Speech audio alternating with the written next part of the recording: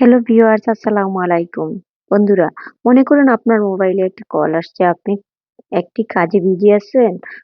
কলটা দেখতে পারছেন না। কিছু দূরে আপনার মোবাইলটা পড়ে আছে। তবে যদি আপনার মোবাইলের রিংটোনের সাথে সেই কলারের নাম লাউডলি বলতে থাকে, মানে রিংটোনের সাথে সেই নামটি বলা হয়। মনে করুন সাব্বির কল দিছে। আপনার মোবাইলে সাব্বির নামে একটা নাম্বার সেভ আছে। সেই মানুষটা আপনাকে কল দিছে। তবে রিংটোনের সাথে সাব্বির বলবে। আমি সেটাই আজ আপনাদেরকে দেখাবো কিভাবে এই সেটিংসটা আপনার মোবাইলে করবেন।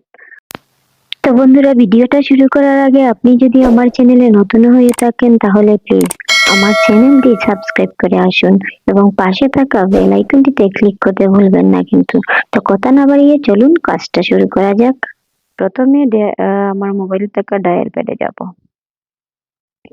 তারপর দেখুন এখানে থ্রি ডট আছে, থ্রি ডটে যাব। তারপর দেখুন সেটিংস আছে, সেটিংসে যাব। তারপর দেখুন এখানে এই তো সরি এই তো আনসারিং এন্ড এন্ডিং কলস। আমি আনসারিং এন্ড এন্ডিং কলসে যাব। তারপর দেখুন উপরের অপশন, এই তো রিড কলস নেম অ্যালাউড। আমি এটা অন করব। এই তো এখন যদি আপনার মোবাইলে কেউ কল দেয় আর সেই নাম্বারটা যদি সেভ করা থাকে, যে নামে সেভ করা আছে সেই নামটা কিন্তু রিংটোনের সাথে বাজবে।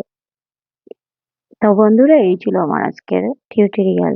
যদি ভালো লাগে প্লিজ লাইক, কমেন্ট এবং অন্যান্য বন্ধুদেরকে শেয়ার করতে ভুলবেন না কিন্তু। আবারও সবাইকে অনেক অনেক ধন্যবাদ এতক্ষণ স্কিপ না করে ধৈর্য সহকারে আমার সম্পূর্ণ ভিডিওটা দেখার জন্য।